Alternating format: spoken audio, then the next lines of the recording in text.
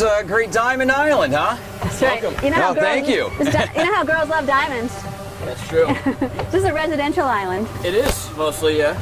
What's your name? I'm John. Hi, John. Parker. Hey, John, Nice to meet you. I'm Tom. Nice to meet you. Tom, nice to meet you as well. Nice We're to going to meet have lunch here at Diamond's Edge. Great. Well, you picked a good day for it, huh? Yeah, right. We've been getting pretty lucky with this I weather, thought I'll Maine tell always has great weather. I mean, it's crazy for us. It's always It's been about good. 8 weeks been here. you. Well, we brought it. So this is a quick little trip right over from Portland. And we came by our pursuit. Yes. But there's ferries that go to all these islands. And each one of the ferry trips is under like 45 minutes, the Casco Bay line. So Yeah. you can get here, you can get to Peaks, you can get to all of them. You don't need your own boat, but it's certainly nice. It certainly is, and it's a beautiful little cove. Yeah. And so here we also have mostly residents, and then there's a high-end boutique inn that's going to be built. That's going to be very nice. So you could also stay here. You could dock, dine, and stay It's here. got the best of all worlds, right? Yeah. So we're going to try Diamond's Edge. Let's go. And have a nice lunch. I'm hungry. Yeah. You're always hungry, I'm Tom. always hungry.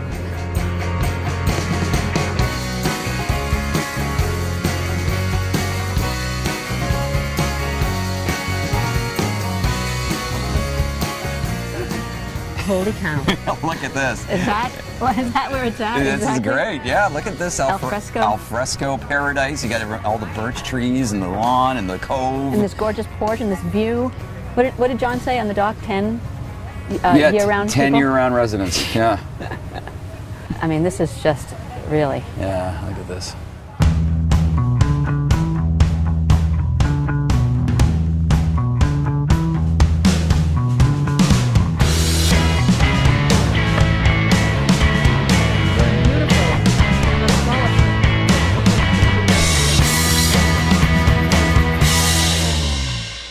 I definitely wanted to stop in here.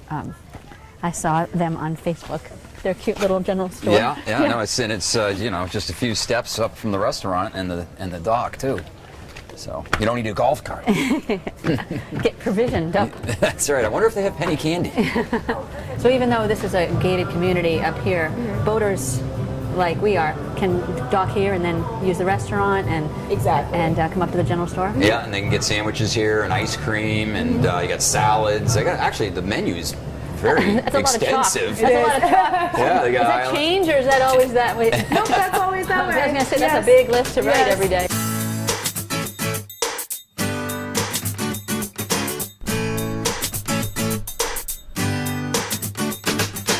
Well, we're here with Judy Lee, and she is the director of the Fort McKinley Museum, and we're here on the site of Fort McKinley. Tell us, Judy, tell us about when this fort was first built and why. The fort was built as a response to the Spanish-American War. We're actually the closest port to Europe here in Portland. And so we were considered very strategic and one of the first forts to be built during this particular Endicott era. And this type of fort was built all around the country. You can find them in Alaska, in the state of Washington, in Florida. All of the mortars and ammunition were kept down below. And then they were brought up by, they called them elevators. It was really a dumbwaiter. And you can see it up there. Yeah. And then they were brought out by a hand truck to the guns. Well, this is where your gun was placed. They were called disappearing guns. And they were really revolutionary because prior to this, if you were loading a gun, you were very vulnerable to enemy fire. So these guns were up in the air to fire, and then they came back down for loading.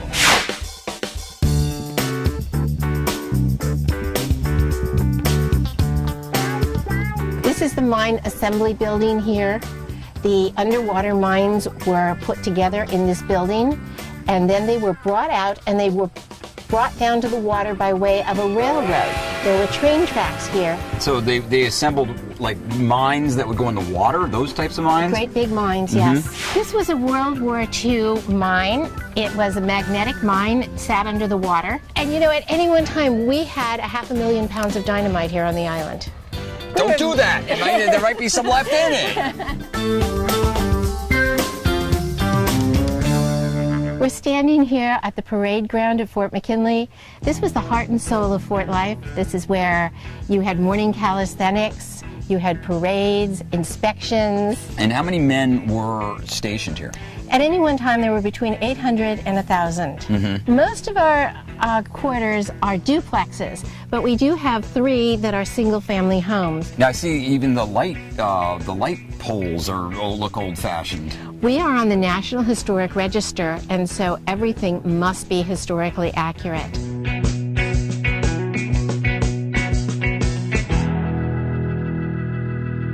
Well, thank you very much, Judy, for that fascinating tour of Fort McKinley here on Great Diamond Island. I guess boaters will just have to come out and see it for themselves. Well, it's been a pleasure to show you around, and I certainly hope they will come out. It's a great place to be, and we do offer tours, and I hope that you'll visit our website at diamondcove.com.